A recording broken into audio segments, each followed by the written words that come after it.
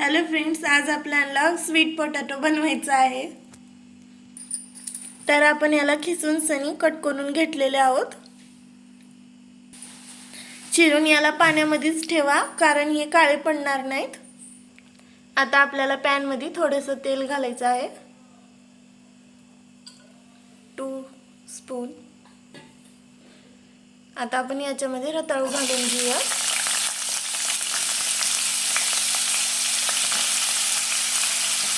आता आपल्याला हे चांगलं फ्राय करून घ्यायचं आहे।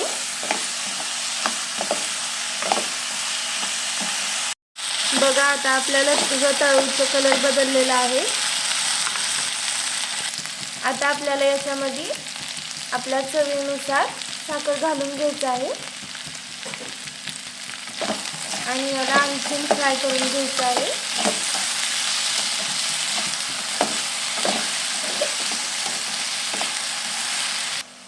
आता आपल्याला गॅस बारीक करून 3 ते 4 मिनिट याला झाकून ठेवायचं आहे।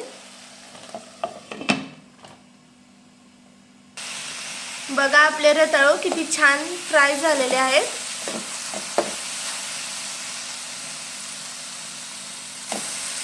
आपल्याला असं रताळूचा कलर एक्सचेंज होतो का ना फ्राय करून घ्यायचा आहे।